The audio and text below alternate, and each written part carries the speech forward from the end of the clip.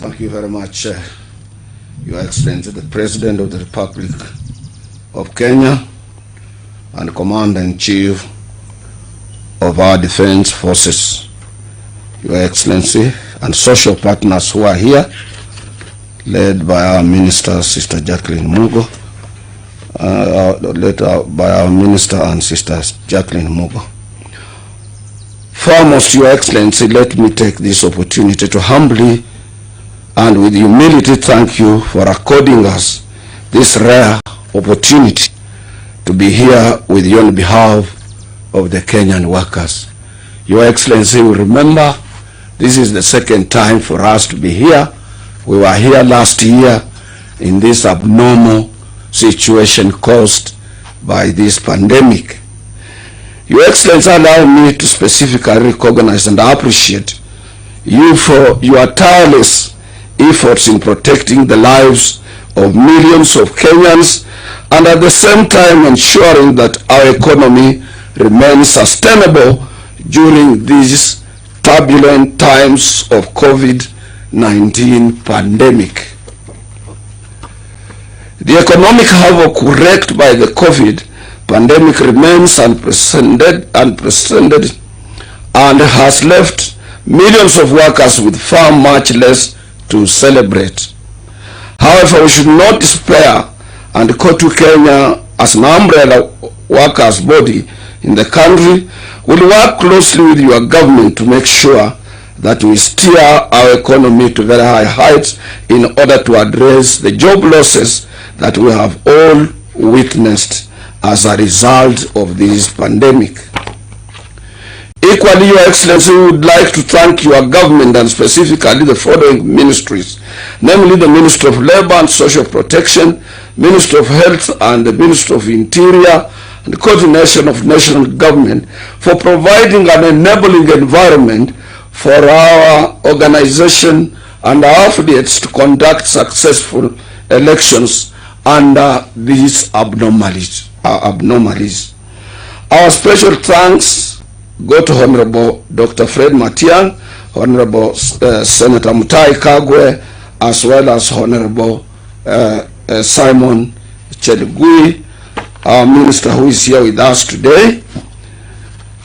Your Excellency, briefly I want to talk about Labor Day. Most of our young men and women, they might not know why we are celebrating this important day. Labor Day, Your Excellency, has a unique history dating back to 1st May 1886, when trade unions in the United States of America decided to go on strike, demanding that workers should not be allowed to work for more than 8 hours a day. The strike was followed by a bomb blast in Chicago Haymarket Square, popularly known as Haymarket Affair, on 4th of May 1886. Making May 1st to be a very important day. And this was followed by 2 years later, Your Excellency, in Paris, where there was an international meeting of both employers, workers, and governments to declare this day an International Workers' Day. And the purpose of this day, Your Excellency, is not to celebrate, but to reflect on what happens at our various working places. These protests were instrumental in establishing 8 work day in the world, and since then 1st May has been celebrated throughout the world. Here in Kenya, Your Excellency, this history of Labor Day, and by large, the labor movement was equally not an easy one, having evolved through difficult situations created mainly by the then colonial government, which persistently defended employers in order to avoid seeing a strongly organized labor movement or employers or organization at that particular time. However, with the pressure mounting in the British colonies, there was a change of attitude by our colonial masters, and this resulted in Kenya here to have an ordinance, trade unions ordinance in 1937, which allowed formation of trade unions, followed by the first trade union to be formed in 1940, led by no other person other than Mark and Singh, who equally was close to the African uprising leaders or leaders who led revolution and change in our country at that time. He associated very much with people like Chege Kibachi at that time, and people who are serious on seeing that Kenya was a free country. The situation grew from bad to worse, and in 1947, Your Excellency, we had a first strike in this country where 15,000 workers out of 20 workers went on strike in our Mombasa city. This strike paralyzed the whole of Mombasa and created an awareness of what a trade union was. The strike was led by no other person apart from other than Chege Kibachi, who had started as a labor officer and eventually he became a trade unionist. Your Excellency, being as brief as I want to be, with the emergence of more unions, a national trade union center was formed called Kenya Federation of Registered Trade Unions in 1952, led by the late Agre Minya. This was a precursor of the Kenya Federation of Labor, which was internationalized by no any other person other than the most African celebrated labor leader Joseph Thomas Mboya. In 1952, the declaration of a state of emergency by the colonial government caused a great setback in this area of registration of so many trade unions. Your Excellency, I must mention at this point that Africa, Asia, and Latin America attained their independence through the struggle of trade unions. In our history, Your Excellency, let me remember a few trade unionists who fought alongside our freedom fighters, including our founding father of this nation, Mzee Jomo Kenyatta, who was part of the local government workers union, now the county government workers union. And those were Makan Singh, Chege Kibachi, Agre Minya, Tom Joseph Mboya, Fred Kubai, Vicky Washira, Ratbu Hussein, Pio Gama Pinto, Ochoro Gaye Makanyengo, Martin Shikuku, Clement Lubembe, and Dennis Akumu were instrumental in attaining of our independence, because they are the agitators of that particular time. And across Africa, Your Excellency, because I also speak for Africa as the president of the Organization of the African Trade Union Unity, I must remember people like John Tetig of Ghana, Ahmed Tilil of Tunisia, Paul Humphrey Luanda of Uganda, Rashid Kawa of Tanzania, Abdoulaye Diallo of Guinea-Conakry, Demba Diop of Mali, Jay Naidu, and Cyril Ramaphosa of South Africa, who is now the current president, all fought for our continental's total independence through the trade union movement.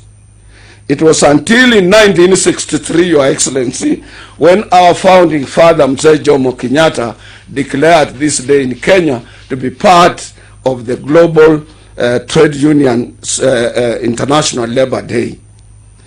And even though, Your Excellency, after having had this day and several trade unions, we still have a lot of hurdles to make sure that workers are properly protected.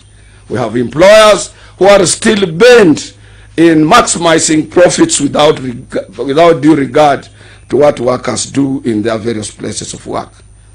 Your Excellency, now let me briefly talk about COVID. I thank you, Your Excellency, and your government for having met a budget allocation during this time of COVID to the agricultural sector of our economy by supporting exporters both in the tea and floriculture industries, where you made sure that first and foremost there was a provision for cargo space of their exports, and you made sure under these trying moments our exporters can be able to access our ports for international markets. I want also a little bit to touch on what Sister Jacqueline Mugo has said, what your government did. And I want to thank your Minister for Labor, And we call upon your government to continue supporting the social tripartite partners, namely the Federation of Kenya Employers, KOTU, and government through the Ministry of Labor. Your Excellency, as it has been properly put, when we realized that the COVID pandemic was a big problem, these organizations developed and signed a tripartite agreement under the chairman of Cabinet Secretary Honorable Simon Chelugui on 30th April 2020. This memorandum of understanding, Your Excellency, provided for job security and assured working workers that those who might have been laid off during this pandemic period will not lose their employment when the situation returns to normal. This is a very big milestone in our country, and very, very few tripartite and social partners went and realized this. Your Excellency, I cannot finish my speech without mentioning some few things here. Like, secondly, Your Excellency, what has a problem that our country is facing, and a problem that you are fighting, Your Excellency. This is a vice known as corruption. It is through this vice that we have lost our forest cover, hence attracting massive deforestation, which has largely interfered with our environment. It is through corruption, Your Excellency, that we cannot obtain strategic medicine and quality medical cover in our public hospitals. Your Excellency, it is through corruption that those charged with responsibilities of restructuring our cities cannot achieve their desired infrastructure development changes and keep out the menace of informal transport, hawkers, and other things that do negate the principles of the international cities all over the world. I want to thank you for your own keen interest in making sure that the infrastructure in our city of Nairobi is being addressed. Particularly what is happening on Mombasa Road. We do appreciate, Your Excellency, and the efforts you are trying to make that we have a link, a similar link between Nairobi and Mount Summit. It is through corruption that we lose so many people on our roads on daily basis because of allowing crowded and unroadworthy vehicles that have also denied Kenyans the opportunity to have an organized public transport system in our cities.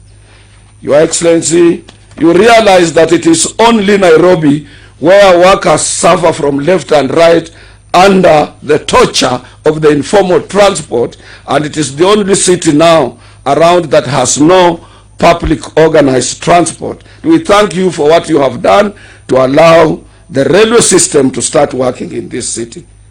It is through corruption that our students have continued to be sold stolen examinations and answers and receiving fake degrees from our institutions of high learning.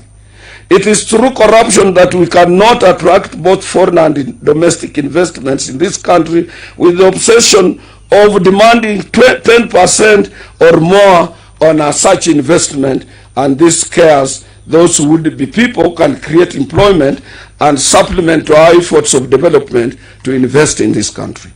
Your Excellency, on our procurement systems right away, from the county governments to the national government, this area has been infiltrated by unscrupulous people known as entrepreneurs, and for us to develop in this world of digital and e-commerce trade, we appeal to Your Excellency not to get tired with what you are doing to fight this menace. Kenyan workers support you, and we will continue to support you. And on that, I also say, and I will repeat, President, Usitishwe. Now, Usitishwe, this equally reminds us that unless we support you to stop corruption, we will not take off as a nation economically and development-wise. Your Excellency, your efforts and what you are trying to do, both at the level of governance and at the level of managing our affairs, will continue to be supported by Kenyans of goodwill. Your Excellency, I would like to remind you that in 1968, the founding father of this nation, Mzee Jomo Kenyatta, gave a grant of US dollars 5 million to the government of Malaysia, since Kenya was far ahead in terms of total GDP and its economic performance compared to the governments of Singapore, South Korea, now Vietnam, Malaysia, Taiwan, South Korea, and other African countries that have since overtaken us. We hope and trust that in you we can realize the dreams of our forefathers. Your Excellency, before I sit down, as a champion of social justice, and as a champion of fairness, and as a champion of good governance, I must say something about BBI. Your Excellency, I cannot end speech without talking about Building Bridges initiative. And let me, on behalf of Kenyan workers, inform you that at our recently concluded 14th Kotu Kenya Quinquennial Conference held at Tom Mboya Labour College on 9th of April 2021, one of the key resolutions made was that as Kenyan workers, we will stand with you. We will stand with the handshake team led by Your Excellency, together with your brother, the Right Honorable Prime Minister Raila Amolo Odinga, in ensuring that one of the best legacy you can leave behind for Kenyans is a new constitution that addresses the pertinent areas of our governance, which normally causes hue and cry immediately after the general elections. And the recipient, those people who suffer after elections year in and year out, are workers, women, and children. Lastly, Your Excellency, before I go to the last comment, there is something I want your government to assist us. And I want also to ask the press, which is before us here, to be a little bit patriotic. Don't see when somebody issues a statement concerning a particular company, and you move fast to ask that company to advertise with your newspapers so that you can kill that story. And sometimes this story is geared towards protecting your rights. We have a young man, and we admired him when he took over, our own Kenyan, when he took over Safaricom. And he's a man who is very much experienced. He has come up with a very good program to spur that company to very high heights. But there are areas that he needs to be told these areas are not good. You cannot ask the in-serving officers to reapply when you are making changes. You can only shortlist them, you can evaluate them. If they are not fit to fit in the new system, you ask them kindly to retire and they go home. But when you ask the whole lot who has built over the years a farm like Safaricom that reapply afresh, you cause anxiety to the families, you cause stress which ends into depression. He must be advised, and he must be advised. Lastly, Your Excellency, we have even also the other areas, and Sister Jacqueline should help us. Some supermarkets are our own supermarkets, and you find a young lady or a young man standing from morning to evening. This causes a lot of worries. There must be 1 hour rest in every supermarket, and this is what cost the world to have this an International Labor Day. Lastly, Your Excellency, we can't ask for wages. We know the situation that we are in. We understand where we are. Me and Sister Jacqueline, we know what has befallen the world. We know the global economic performance. We are monitoring. We are saying. But what we are saying, Your Excellency, and also what I'm appealing to the Federation of Kenya Employers, is to make sure that some few areas of adjustments, particularly to those other companies that are doing well. And as I said, the President has supported both employers, manufacturers, there are people in the agricultural sector of our economy with hard cash to make sure that jobs are cushioned. But then we can still meet and make some minor adjustments here and there when it comes to terms of either minimum wage or the negotiated collective bargaining agreements, to make sure that those who are serving under these difficult situations, their pockets are not depleted, because people are really suffering. This is the appeal and I know you, President. There is a story that I have not told Kenyans. If you happen to have a problem and you move close to our president, even a problem of funeral, and you tell President, I have a relative or a neighbor who has lost a loved one, but these people cannot access to have even a coffin or something to make sure there is a home send-off of their beloved one.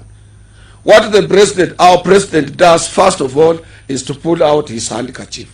He starts shedding. This is a real story. Or somebody cannot be able to pay school fees. You have been so sympathetic to Kenyans, and you have chance, you can still devise a method in your own wisdom to say how can we be able to little bit compensate our officers, our doctors, our medical students, those people who are there, all those people who are serving, and those factories and companies that are serving under these difficulties. How do we also be mindful of their own welfare? As the late president used to tell us, that your hand to assist somebody who is a neighbor is a service to God. I want to leave it there, your president, and I want once again to thank you and to assure you that Kenyans will have to stand with you, and to assure you, maintain the handshake. This is what created the peace where we are today. Don't relent on BBI. It is us as workers who said we must revisit our constitution. And I want to appeal to members of parliament. They should not look at those areas. They will still again time to time be looked at in future. Let us have a new constitution. Let us have a peaceful country, Your Excellency. Let us have you around and enjoy the support, as I've told you, as workers. It is on a resolution that we will support your initiative to make sure Kenyans have a peaceful document in which governance is addressed. I thank you. Asante sana ndugu Atwoli, katibu mkuu wa chama cha wafanyikazi nchini. Asante kwa ujumbe huo. Mheshimiwa Rais, nikubalie sasa nimwalike waziri wa leba na hifadhi